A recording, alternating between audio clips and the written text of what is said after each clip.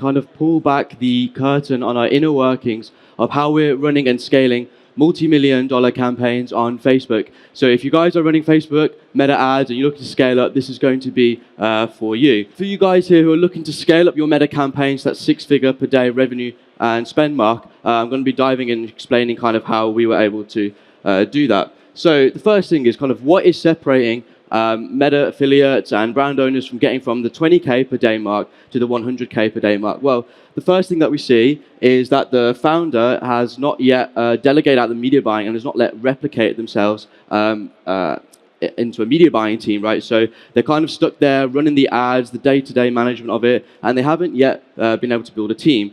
And their creative team is also very, very small, only maybe 2 or 3 people, kind of one video editor, kind of doing everything, the organic posting, the video ads, and that's just not enough to scale, right? And because of this, they're just not testing enough, right? So maybe they're only testing a dozen creatives a week, but that's not enough to get to scale, right? You need to be testing 50, 100 a week. Or they're only running ads from the brand page, and they're not testing multiple different pages, or they're not testing enough funnels. There's usually one part in that customer acquisition process that isn't being constantly tested, that does not have a challenger against the control, right?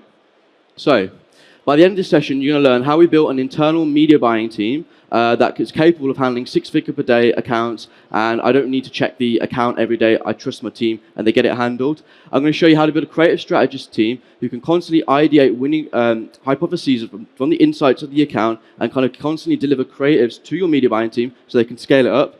I'm going to show you how we compensate our growth team so they're always incentivized to keep scaling the account, and our top funnels, top whitelist strategies that you can plug and play and give to your team to help scale up their campaigns.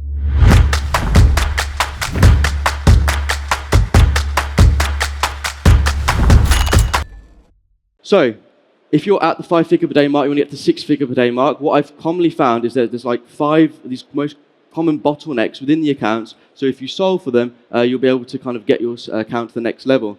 So the first one is going to be that the media buying is the initial growth driver for the business, but it's turned into a time-sucking bottleneck, right? So maybe you, as the founder, you learned all the media buying, you got your business to a few million a year, and now you need to work on new product development. You need to hire new team members. You need to work on the retention market, but you just don't have the time because you're trapped in the day-to-day media buying.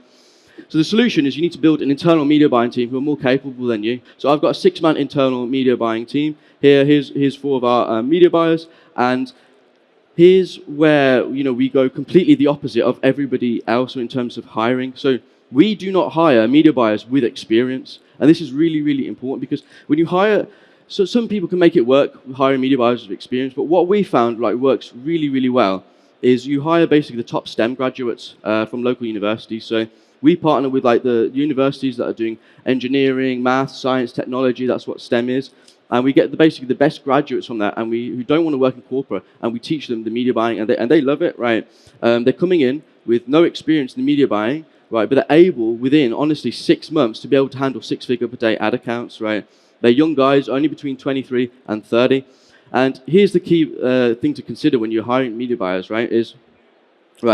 We hire based purely on aptitude and attitude, right? So these guys are coming in from degrees like in mechatronics, in physics, in engineering, right? They're learning calculus in China, Pakistan, India at the age of 11, whilst we're learning it at 16 in the UK. So they're already coming here with quantitative reasoning skills far more than what's required to do a correlation analysis in the ad account or to figure out why the ROAS is going down on a certain ad. So they're able to pick up the media buying really, really easy.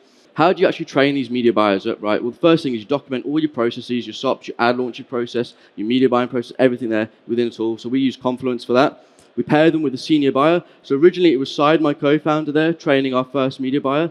That first media buyer then became the senior media buyer, and then he's now trains all the new media buyers underneath him, right? And then we make sure we watch the accounts, put checks in place, check the account every day to start, make sure everything's heading in the right direction. Within 3 to 4 months, you should be able to get a new person with no experience in media buying to take over ad accounts independently. And it sounds really, really short, but I'm telling you, with the right person, with the right training, it is entirely possible. The second bottleneck here is there's an insufficient number of winning creatives in the account.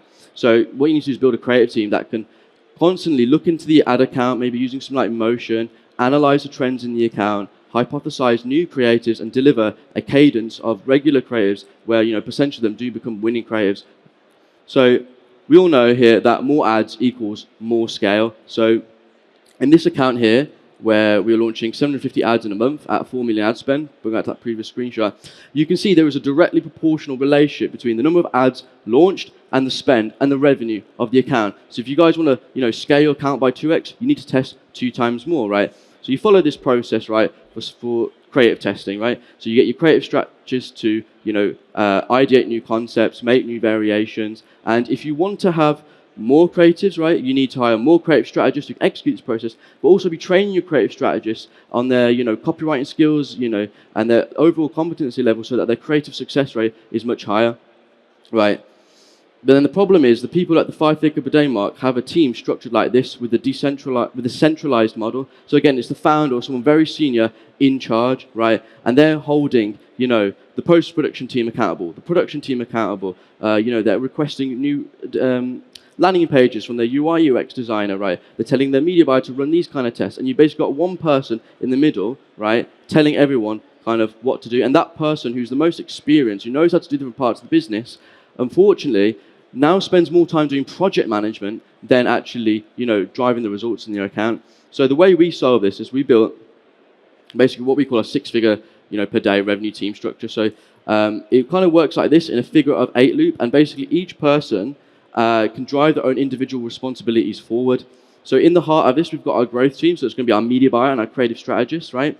And, they've got actually a bunch of new creatives they're going to test. They run them in the account, right? They evaluate after, say, a 2-week period. Were these creatives a winner? Were they not? Let's say they were a winner, and they want to analyze specifically why. Well, our data guy pulls in, data from BigQuery into a sheet. Our media buyer can then analyze, okay, why these ads did well. And our creative strategist will then bring iterations of the creative. So let's say, for example, it was a dermatologist review video that did well. The creative strategist could be like, all right, I want to now take the same winning script and replicate that across 3 different dermatologists. Okay, that gets them pushed into our system. Our post-production manager will then coordinate with the team to make briefs and deliver those briefs to the different dermatologists, right, who will then deliver back the creatives back to us. Then they get checked, sent back to the creative strategist for approval. Media buyer looks at the creatives, yep, all good. All right, let's run them back in the account. And so it's a constant figure of 8 loop that's kind of repeated in a bi-weekly cadence. So now that you've got your internal media buyers, now that you've got your creative strategists, right, how do you actually incentivize them to drive account performance and profitability? Because the thing is, right, it's not your business and it's not your money. Why should they care as much as you?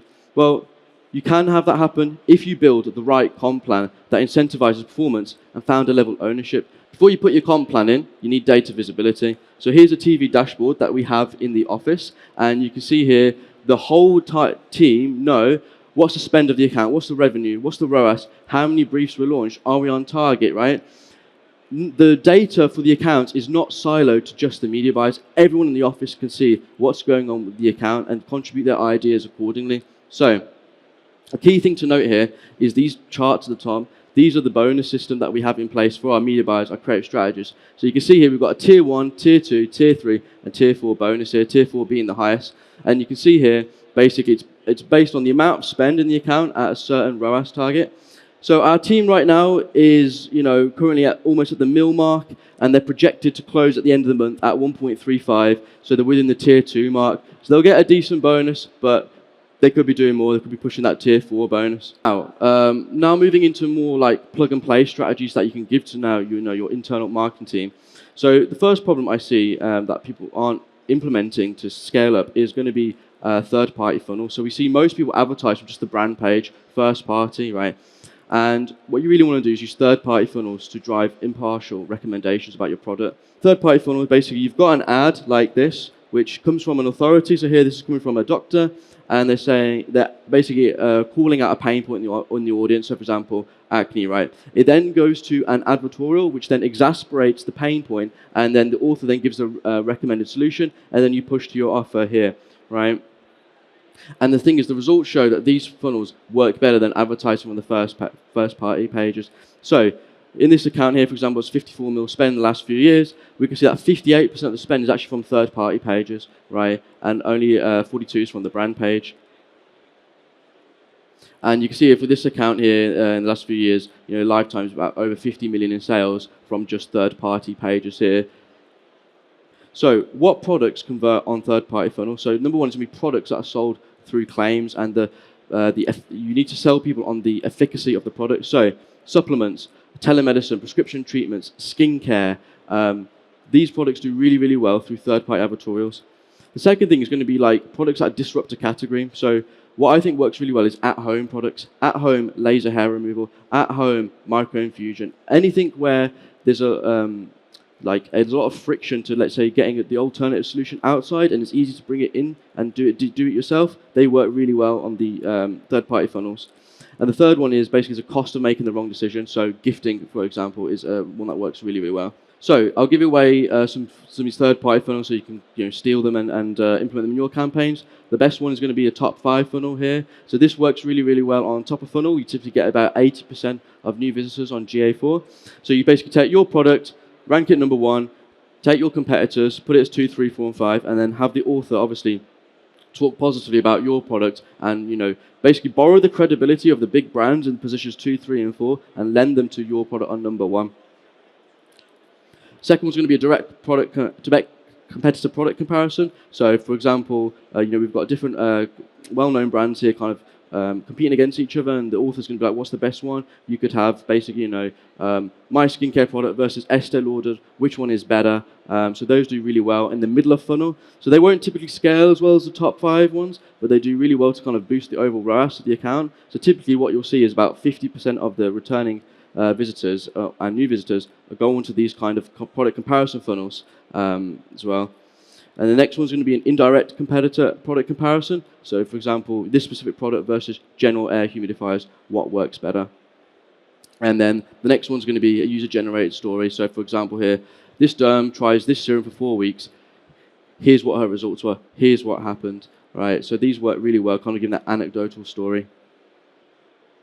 Now, to supercharge these third-party funnels, what you want to do is whitelisting, because I see a lot of people try this strategy, it doesn't work, and then I look at the review pages and it's like, skincare reviews daily, digestion tips, and it's like, these pages are boring, no one sees any authority in these pages. And so what you want to do, if you're going to run these type of third-party ads, you need to whitelist from high-level influencers, micro-influencers, and also like authorities like doctors. And here's the thing, right? Whitelisting really does work and make or break the performance of these funnels. So you can see in this split test that we ran on Meta, the derm page versus a general review page, we've got a 56% higher ROAS running from the derm page.